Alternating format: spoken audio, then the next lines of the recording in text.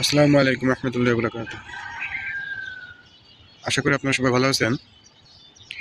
আমি আমাদের সনাতন ধর্মী বা অন্যান্য ধর্মাবলম্বী যারা আছেন, আমাদের ভাই বোনেরা, তাদেরকে উদ্দেশ্য করে বলতে চাই, আপনারা সাম্প্রদায়িক চেতনা বা সাম্প্রদায়িক ঐক্য নামে কোনো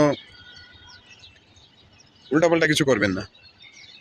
একটা জিনিস দেখেন যে সাম্প্রদায়িক যদি ভ্রান্তিত্ব থাকতোই, যদি মুসলমানরা আপনাদের উপর নির্যাতন করতোই, তাহলে অনেক কিছু করতে পারতো। বা সবসময় নিউজে থাকতো যে এই এলাকায় এই কয়টা হিন্দু মরছে, ওই এলাকায় এই কয়টা হিন্দু মরছে।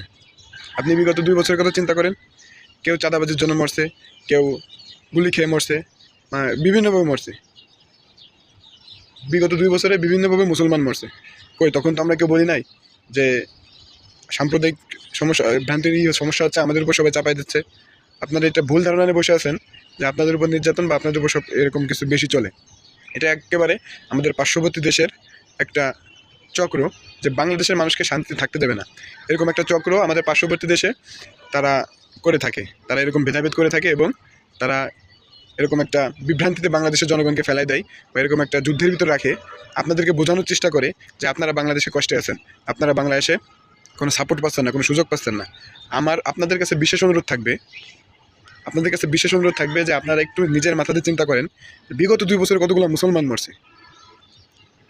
মানুষ যে কোনো পরিস্থিতির শিকার হয়ে মরতেছে। কেউ কদিন আগে একটা মেয়ের ধর্ষণ করে মারা হয়েছে মুসলমান। এই মুসলমান মেয়েরা যদি হিন্দু মেয়ে হতো, ধর্ষণ করে মারা হতো, হিন্দু মেয়ে হতো, আপনাদের মাথায় ঢুকাই দিত, পার্শ্ববর্তী দেশের শয়তানরা আপনাদের মাথায় ঢুকাই দিত যে হিন্দুদের নির্যাতন করে মারা হচ্ছে, ধর্ষণ করে মারা হচ্ছে। এসব একটা ভুয়া। আপনারা সবাই একসাথে মিলেমিশে আছে, এটা তাদের সহ্য হয় না। বাংলাদেশ যে ভালো থাকুক, এটা তাদের সহ্য হয় না।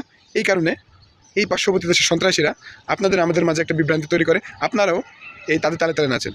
এটা করা ঠিক না। নিজের দেশকে ভালোবাসুন এবং আসুন সবাই একসঙ্গে বাংলাদেশ গড়ি। ধন্যবাদ।